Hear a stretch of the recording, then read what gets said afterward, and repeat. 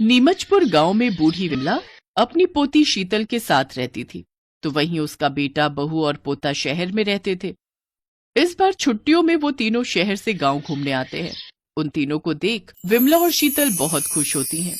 उनके आने पर विमला उन सब के लिए मक्के की रोटी और सरसों का साग बनाती है। वाह माँ, आज तो मजा ही आ गया। बड़े दिनों बाद गांव का ये स्वादिष्ट खाना खाने को मिला है। माँ, मुझे नहीं खाना ये सब। दादी माँ, यहाँ कुछ अच्छा खाने को कहाँ मिलेगा, जैसे कि चाउमीन, बर्गर, पिज्जा? ये सब खाता है तू, तभी अपना शरीर देख कैसे ढोल की तरह बस फूलता ही जा रहा है। अरे दादी माँ, अभी मेरी उम्र ही क्या है, तो जिम जाकर एकदम फिट हो जाऊंगा।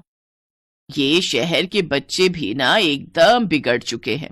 पहले बाहर की महंगी महंगी चटोरी चीजें खाकर चर्बी बढ़ाएंगे, फिर पैसे फूक फूक कर उस चर्बी को घटाने के लिए जिम जाएंगे। अरे दादी, आप नहीं समझोगे, शहर में ना आपके पोते का स्वैग है। स्वैग का तो पता नहीं, लेकिन फैट जरूर है, मोटा कहीं का। मुझे मोटा बोलेगी? रुक तू, अभी बताता हूँ मैं तुझे। माँ, मैं तो खुद परेशान हो चुका हूँ इससे, लेकिन यह है कि बाहर का खाना छोड़ता ही नहीं। इसे तो आदत हो गई है अब बाहर के खाने की। इसे भी कुछ समय के लिए तू यहीं छोड़ दे, नहीं तो इसका शरीर खराब हो जाएगा। देख तो शीतल को, यहाँ रहकर कितनी फिट हो गई है। मैं नहीं रहने वाला यहाँ। पापा, आपने तो कहा था हम कुछ दिन में वापस जाएंगे। किसने कहा? पापा मम्मी 1 महीने के लिए यहाँ रहने आए हैं। पापा, ये क्या सच कह रही है? हाँ बेटा, इतने सालों बाद आए हैं तो अब 1 महीना तो रुक कर ही जाएंगे ना।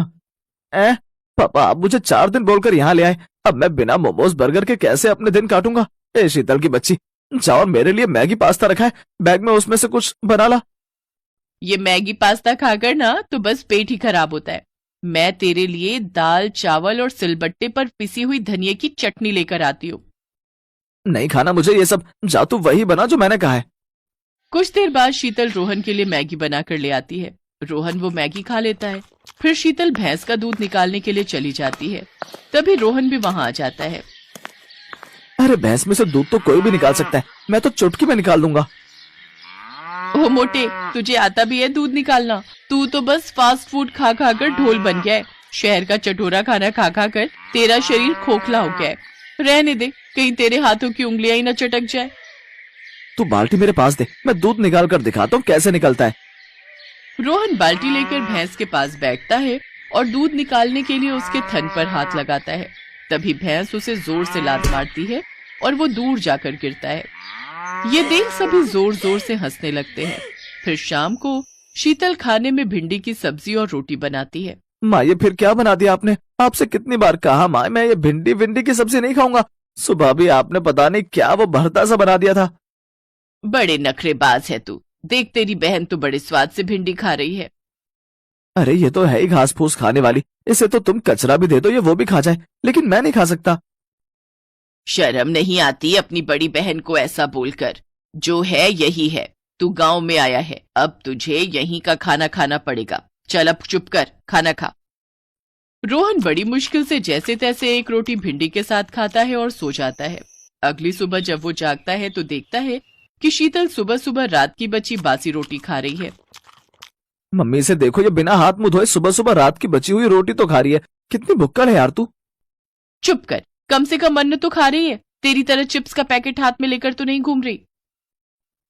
रोहन शुरू से ही शहर में पला बढ़ा था, जबकि शीतल 6 साल की उम्र से ही अपनी दादी के साथ गांव में रह रही थी। गांव में रहने की वजह से शीतल को जो भी दे दो वो सब खा लेती, सभी सब्जियां अपने खेत में बोती। जबकि रोहन शुरू से ही शहर में रहता था और उसे बचपन से ही बाहर की चीजों का स्वाद लग गया, जिससे उसका वजन भी काफी बढ़ता जा रहा था।